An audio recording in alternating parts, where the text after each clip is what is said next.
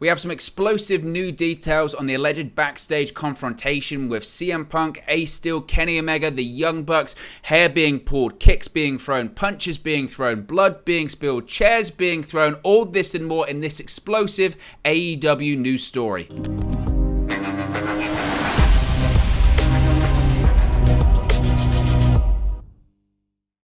Hey guys, welcome back to Wrestle News 365. Hope everyone is doing very well, and oh my goodness, the biggest story in AEW right now coming out of All Out isn't what is happening inside the ring or on the television screen. In actuality, it's what's happening off screen right now, because there is all out bedlam and chaos and tension and everything else you can think of happening backstage in AEW. Physical altercations between some of the biggest and most influential stars in the company. There is all out chaos and war going on in All Elite Wrestling right now. We spoke about this yesterday, of course. CM Punk, after AEW All Out, in the All Out media scrum, ranted and shot and buried Colt Cabana, the Young Bucks, Kenny Omega, the AEW EVPs, Hangman Adam Page. He buried everyone in the company. He vented, and he was not happy about several things that have been written about him in the pro wrestling media, about journalists. He was not pleased whatsoever, and he poured his heart out, and he said a lot of things in front of the assembled press that got a lot of people talking,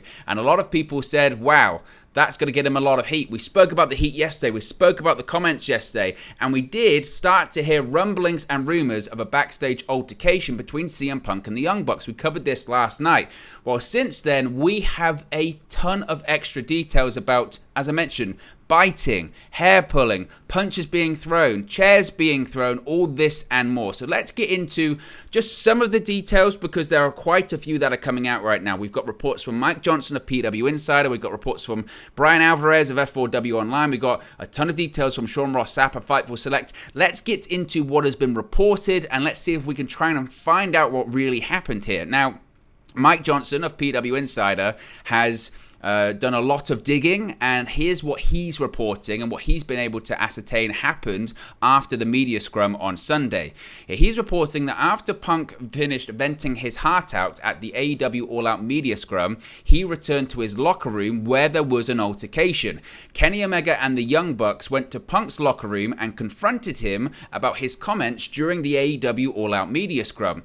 Now, PW Insider is reporting there was indeed a physical altercation with Punk and Matt and Nick Jackson. Now, it must be said, Mike Johnson of PW Insider is saying that no one sharing stories is quite sure who threw the first punch in this confrontation. Brian Alvarez and Dave Meltzer are saying something a little bit different. We'll touch on that in a second. But Mike Johnson from PW Insider is saying that no one knows who threw the first punch, but punches indeed were thrown in this altercation. Now, Kenny Omega was there, but according to PW Insider, did not get into a physical altercation with Punk. Now, Ace Steel, of course, longtime friend of CM Punk, trained CM Punk, appeared on AEW Dynamite just a couple of weeks ago to convince CM Punk to take the rematch against Jon Moxley at All Out. He arrived and did get involved, as his wife was in the vicinity of the incident, possibly even inside Punk's locker room, as she was watching over Punk's dog Larry, who, of course, we did see at All Out prior to the show, was out in the arena. Steel was said to have gotten physically involved. So PW Insider is saying that Ace Steel did get physically involved. Of course, there was physicality going on between Punk and the Bucks at the time as well. Now, a number of AEW staff and security hit the scene to break up the big brawl that was going on and separate the Punk side from the Elite side. Now, once the sides were separated, they continued to argue for some time before the Bucks and Omega exited the arena, or the area rather, of Punk's locker room. There was a lot of yelling from each side too. Tony Khan, the AEW president, was not present at the incident at any point, as he was actually still inside the media room. He was still talking to the press. He was still talking to the journalists during the media scrum at this time. Of course, he was present throughout the entirety of the media scrum, so the incident was actually occurring whilst he was talking to the press. Now, at least one of the Young Bucks late last night was said to be sporting a black eye. PW Insider isn't reporting who, but they are reporting that either Matt or Nick Jackson is sporting a shiner because of this confrontation with CM Punk inside his locker room. Now, Mike Johnson is saying that he has heard from a number of people within AEW backing one side and blaming the other. Some were backing Omega and the Bucks, given Punk's comments, feeling Punk's verbal statements led to the incident and that Punk was the guilty party. However, this isn't a unanimous decision. Others within AEW were backing Punk and questioning why the EVPs even stormed into his locker room, placing Punk in a situation where he would be outnumbered, and that their decision to go there was partly responsible, suggesting that as EVPs, they should have looked for a way to defuse the situation rather than exacerbate the situation and confront Punk in his locker room. However, you would say Punk did say in the media scrum, if you've got a problem with me, say it to my face, confront me, I'll be walking the hallways, let's go. But let's go also implies that there might be a physical confrontation as well. Now, others are questioning how things will go down at television this Wednesday, given the situation involving the company's new world champion, 3 EVPs who are currently title holders within AEW as well, brand new holders of new titles too, and a producer, of course, Ace Steel is a very influential producer, all of whom are in positions of being leaders behind the scenes. Again, this is all-out warfare. These are big characters, big personalities, and senior figures in the companies going at each other physically, verbally, and one of them's now sporting a black eye because of it. Now, the Bucks and Kenny Omega left Chicago early on Monday. AEW, they're being very tight-lipped about the situation, but the belief among those that PW Insider have spoken with is the company is likely trying to determine where the blame should be placed and what the course of action has to be going forward, because there has to be. You can't let all parties get away with this. There has to be fines, there has to be maybe suspensions. Eddie Kingston just served a suspension for physically getting involved with Sammy Guevara backstage over an argument. So what happens with the world champion? Do they determine who threw the first punch and go from there? What did they do? They have to do something. Tony Khan has to do something. Now, it should be noted that over the course of the day, according to PW Insider, some of the stories around the incident have gotten more and more fantastical as they were passed on through several people. They've involved other names. In regards to FTR, who are very close to Punk, and Hangman Page, who is close to the Elite, obviously, they were not present, and they had actually exited the Now Arena after the pay-per-view had concluded, as they were not needed for the media scrum. They were not involved, so they were not there. Now, according to others in AEW as well, there were some that have sympathy for MJF, feeling that this whole situation, Punk's comments, the backstage fight, it's all overshadowed his return angle that closed the pay-per-view, and that the entire scenario has now deflected the attention from the pay-per-view itself, which it has. Some would say it's exactly what happened with MJF and Wardlow at Double or Nothing. Now it's meant to be Wardlow's big night, and everyone was talking about MJF and the situation involving him. However, 2 wrongs do not make a right. Now, I mentioned that's the PW Insider report, because some of these reports are differing from each other. Some are giving extra details, some are giving less details. Now, according to F4W Online, this is what they are saying. More details have emerged regarding the altercation between CM Punk, Ace Steel, Kenny Omega, and the Young Bucks following this explosive CM Punk all-out post-event press conference. According to multiple sources, which is lined up with what Sean Rossapp had said previously, we spoke about that last night, there was this backstage fight after the pay-per-view and after the media scrum, with Punk allegedly starting things by swinging fists at the Bucks' Matt Jackson. Again, PW Insider said they couldn't ascertain who threw the first punch. According to F4W Online / Wrestling Observer, they are saying, according to their AEW sources, it was Punk that swung the fist at Matt Jackson first. Now, it must be said too here that, and Punk almost intimated this during the press conference itself, Brian Alvarez and this publication is very close with the Young Bucks. So take that for what you will, and this is the problem with he said, she said kind of stuff. It's all from someone's point of view. So just take that in mind. Take that in mind as well. You have to just be careful with this. Now, they are also confirming what PW Insider is reporting, that Ace Steel was involved in this altercation. Punk's friend and AEW producer Ace Steel threw a chair that hit the Bucks' Nick Jackson in the eye and blackened it. They are saying that the reason that the party got the shiner, which they're saying is Nick Jackson, of course PW Insider wouldn't confirm the name, Nick Jackson has a black eye because Ace Steel threw a chair at him, which hit him in the eye. In addition to that, F4W Online, and this is when it gets really crazy and out there, Ace Steel allegedly bit Kenny Omega and grabbed his hair, which is a bit of a contradiction to what PW Insider is saying, because PW Insider is saying that Kenny Omega wasn't physically involved. However, they did state that Kenny Omega wasn't physically involved with Punk. F4W online is saying that Ace Steel was physically involved with Kenny Omega, bit Omega, and grabbed his hair. Now, as I mentioned, at the time, AEW, at the time of recording right now, AEW hasn't commented publicly about this incident, probably because they're trying to do what we're trying to do, which is try to find out what happened, what on earth happened here right now. In addition to that, they're probably not commenting on it because there might be some legal ramifications here. Let's face it, this was a brawl, and this was potentially, you could say, assault in certain definitions of the law. If that's the case, there might be people that want to press charges. The Young Bucks might want to press charges. Ace Steel, Kenny Omega, CM Punk, they all might want to press charges. We don't know. Now, Fightful reported on Monday that Steele isn't expected back with the company. Again, we don't know. We don't know if that's the case. If Steele is gone from the company, we'll have to wait for some kind of update when it comes to that too. So that is PW Insider. That's F4W. Now let's talk about Sean Rossapp. What is he saying from Fightful? Because again, these are very large, reputable outlets that have sources within the company, and by sources, they can be production hands, they can be people on creative, they can be producers, they can be the talent involved in the situation themselves. They can even be the president of the company. This is how wild the situation is. So a lot of rumors and details from this fight have begun to emerge.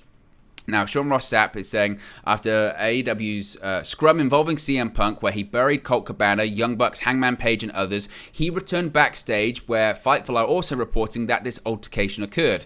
The EVPs, Omega, and the Bucks were still in the building, and Fightful are told there were numerous people that had to intervene in this altercation. That's where the details of this situation do get quite messy, as we've just demonstrated here. You've got PW Insider, F4W Online, the Wrestling Observer. They're all reporting kind of different details of the same situation. The Observer has noted that Punk started the issues by swinging at Matt Jackson of the Young Bucks. Punk's trainer Ace Steel was said to have been involved from most of everyone that Fightful spoke to, confirming at least F4W and PW Insider's report. Others noted that Nick Jackson ended up getting rocked or knocked out, leaving him marked up after the fight. Again, we don't know if this is because of the chair thrown by Ace Steel. We don't know if it's because of punches thrown by CM Punk. Again, Fightful are saying that that's happening as a result of Ace Steel throwing a chair, according to numerous sources. Those same sources is essentially confirming what F4W Online said. Kenny Omega and Ace Steel will also have said to tussled, which once again confirms F4W's report, with Steel allegedly biting Omega and grabbing him by the hair. One person who was familiar with the situation said, quote, a lot of cursing, a lot of mayhem, and a lot of people not being willing to hash it out, essentially saying that everyone involved was unwilling to talk it out, therefore it resorted to physical violence. Fightful are reporting that at least one of the coaches was, quote, very torn up about what happened. Right after Punk's scrum ended, a security guard ended up darting backstage. We spoke about this yesterday evening. One of the guys from Fightful's Grapsody podcast posted a clip of the press conferences going on. Tony Khan sitting there with Swerve in Our Glory, I believe it is, Keith Lee, Swerve Strickland talking about the event, and you see this security guard just dart out of the room. Now, that's right at the time, if all of this timeline adds up, that's right at the time that this altercation was taking place. So clearly, they've heard something in the earpiece that they have in, all security guards have them, something's going on, and they had to run and get to backstage, and that's why he darted out of the room. Now, Fightful are also reporting what F4W is, that several people that they've spoken to think there could be legal ramifications involving this situation.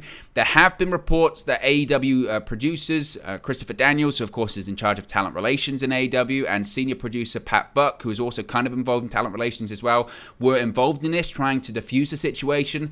There were several people trying to de-escalate the situation. Of course, that clearly did not work. Now, Fightful bring up the point that I just did a few minutes ago, that of course Eddie Kingston was suspended for 2 weeks recently for lightly much lighter than this incident, a much lighter physical altercation with Sammy Guevara. Now, Fightful have heard of several other physical altercations in AEW that have since come to light since all of these as well. The first they've heard about is the one between Sadie Gibbs and Bea Priestley at All Out in 2019. Of course, Priestley's now currently with WWE. Matt Jackson, ironically, actually helped smooth over that incident. Since then, there have been several more that are being learned about right now. Fightful also say the same thing that F4W Online and PW Insider have said, that Tony Khan was not present for the fights and was out at the media scrum not too far away. Fightful are also reporting that the talent immediately followed Punk had no idea of what he said or what was going on either as well. But we do have some extra details about this. Again, regarding the Shiner and regarding the chair being thrown allegedly by Ace Steel, Sean Rossapp of Fightful Select is saying that Ace Steel cracked Nick Jackson with a chair, with another person saying they think he's lucky not to be in jail. So Fightful is saying that the whole chair to the face or chair to the head on Nick Jackson, that could be really, really serious. That's assault with a deadly weapon, depending on how he did it, by some people's definition of the law. Allegedly, if this happened, it must be said as well. Several sources in AEW that Fightful spoke to said they believe Ace Steel will not be back in the company after this incident, like we spoke about earlier. PW Insider, or as we spoke about previously, noted that the reason that Steel was even really involved was partly because it's CM Punk and they're friends, and you back your friends, but he was aware of the incident because Steele's wife was said to have been around, maybe even inside the locker room, because she was looking after CM Punk's dog. And again, Nick Jackson reportedly having a black eye comes from Steel throwing a chair at him. Now, security was called, and there were many people, according to Fightful, many people trying to break everything up. One person outright said it was a situation of, quote, them trying to save lives. There was an incredible amount of heat on Ace Steel after the situation, with one person saying they weren't sure what happened, but that, quote, it couldn't have possibly escalated to hitting someone with a chair. The argument continued with a lot of cursing and shouting until the elites left the area. Fightful have heard from people who are siding with both, as kind of what the report from PW Insider spoke about earlier on as well, saying that there are faults on both sides, and this is something that I said when I was talking about this several points yesterday. I do sympathize with both sides because I don't think one side is completely in the right or wrong here. I think everyone involved needs to grow up, talk it out, hash it out, and I also think that Tony Khan, the president of a multi-million-dollar company, needs to get a grip and show some leadership. There is a complete lack of leadership going on right now. Everyone needs to get their ego in check. Tony Khan needs to put his foot down, lay a marker, and suspend people, fire people, fine people, and show the people that this is not acceptable. This is not acceptable in a place that does business. And the fact this has escalated this far, this escalated from rumors and hearsay about Punk possibly wanting Colt Cabana to be fired, which I don't even believe is accurate, and then stems from Hangman Page going into business for himself on television. Now it's escalated into brawling and physicality and shooting in front of the media. It's unbelievable. It's absolutely unbelievable. Now, Fightful, as I mentioned, have heard from people that are siding with both, saying Punk's comments prompted the situation, and others saying the elite shouldn't have approached Punk when he was clearly pissed off. However, a large majority seem to think that Punk should have expected to have been approached about it. Chris Jericho, must be said, a name we haven't actually heard from at the moment. Chris Jericho was credited by several people that Fightful spoke to for stepping up even more so in a leadership role over the past few weeks. Multiple sources cited his calm demeanor at the scrum in the middle of all of this wildness as to what was going on, and him speaking at the AEW talent meeting recently. As far as I'm aware, I don't think there's any footage of all of this going on right now. There was a clip on social media too that I saw of after Chris Jericho spoke at the media scrum, he sort of whispers something to Tony Khan, and some people are saying that he says there's something going down or there's some shit going down, like there's something happening regarding Punk and the Bucks and Omega and all that kind of stuff. It's difficult to tell, but that clip is out there. If you go back and watch the press conference, you can kind of hear what maybe Jericho might be saying to Tony Khan at the time. Now, what's the reaction from WWE? Because I'm sure WWE and talent within WWE are both friends with Punk. We know there are talents in there. People like Kevin Owens are friends with the Young Bucks and Kenny Omega. Even Omega was actually, Owens was posting a clip, or a picture rather, of him wrestling Steve Austin at WrestleMania this year, allegedly in response to CM Punk's comments and all that kind of stuff. There were numerous talent that, according to Sean Rossapp, reached out to Fightful to try and find out what they knew. And this is what's funny about the wrestling industry, is that you can say things about Mike Johnson, you can say things about Brian Alvarez, Dave Meltzer, Sean Rossapp. The wrestlers talk to them. The wrestlers reach out to them going, hey, what happened here? Do you know what happened here? Blah, blah, blah. He said, tell a friend, tell a wrestler, right? Tell a journalist. It's the same thing. Now, as I mentioned, there were numerous WWE talents that reached out to Fightful to get the notes of what went down, as well as the details behind the skirmish at All Out. A top WWE star said that they believe the CM Punk that they knew years ago is being highlighted, essentially saying he's always been like this, he's always been toxic. Another WWE talent said that if it was a work, it was one of the most elaborate works they've ever seen, essentially saying, and I've seen comments, there were comments on the videos we did yesterday saying, it's a work. Why are you getting so worked? I don't think this is a work. In the same way that people think Montreal is still a work, right? The Montreal Screwjob, that was a work. It's not everything's a work sometimes. I know it's pro wrestling and we've been conditioned to think that, but this is not a work. I am convinced of this is not a work. Now, a third talent said much of the same, quote, if this Punk press scrum thing is a work, bravo. Both had contacted Fightful before Raw and said that they learned individually it wasn't a work and expressed surprise that it even happened in the first place. There was confusion from both as to why Tony Khan would not comment in the follow-up about Punk bashing the EVPs and not providing clarity regarding the people who launched the company with him. They said, quote, you can't expect a lot of people to have a lot of positive things to say about Punk, and I think he's aware of that, and he has probably come to peace with it, one talent who worked with Punk in the past said. I feel like he's trying to run things there, and it looks like he's doing it. Now, another long-time main eventer told Fightful that they considered Punk's actions unprofessional and don't believe he's the company man or leader that he's made himself out to be. The same person would call Punk selfish and arrogant. This sentiment was echoed by several that the Fightful spoke to, including some talent that worked on set with Punk at Fox. Of course, Punk was involved in the FS1, Fox Sport 1 show, WWE Backstage.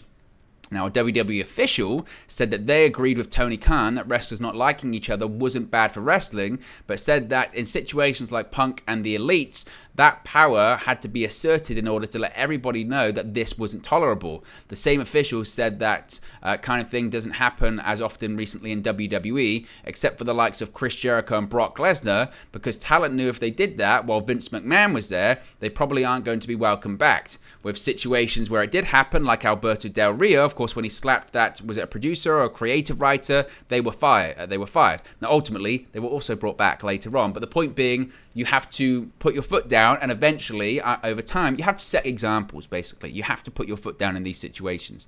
Now, another top WWE name told Fightful that if the parties involved don't put their issues aside and make money with this, then that, quote, none of them have business talking about drawing houses or losing fans or interest. They have a good show, but this is still the biggest piece of business they've done, and they have to capitalize. The same source pointed to Matt Hardy, Edge, MJF, and Kurt Angle as people who have been willing to do that and accelerated their careers. And they do make a good point. Look, you don't have to like each other. It would be smart, whilst this isn't a work, and I'm convinced this isn't a work, everyone involved would be smart to be like, okay, let's turn this into one. Let's make money off this. As I mentioned, the biggest story in AEW right now is not what's happening on the screen, it's what's happening off of it.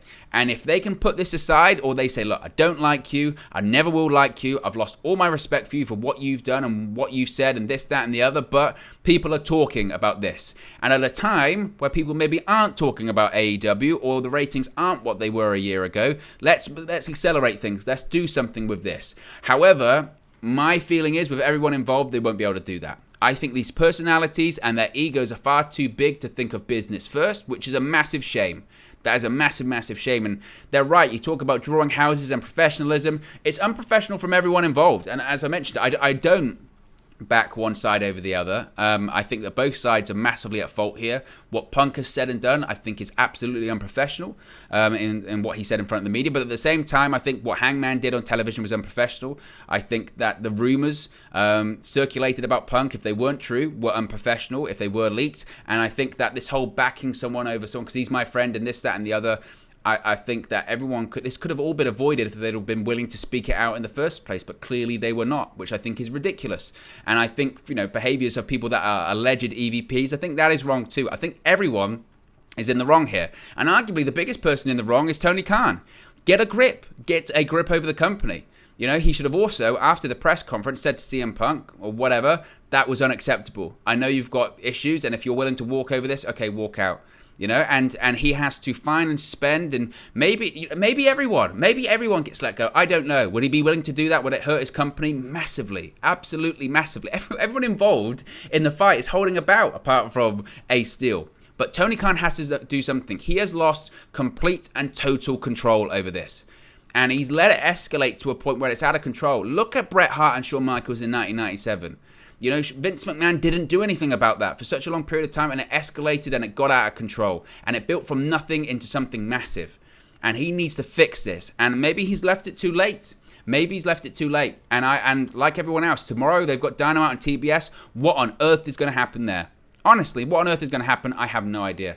But let me know your thoughts in the comment section below. Be sure to smash a like on the like button. Be sure to subscribe, bottom right hand corner. I am sure this is far from the last we've heard about any of this, so we'll talk about it as more details emerge. But be sure to smash a like on the like button. Be sure to subscribe, bottom right hand corner, and I'll speak to you again very, very soon. Hey guys, thank you for watching, listening, streaming, or however you come across this video today. Be sure to click on the video on the right there to watch our next video, or click the bottom there to subscribe, or the bottom right hand corner. Thank you very much, and I'll speak to you again very soon.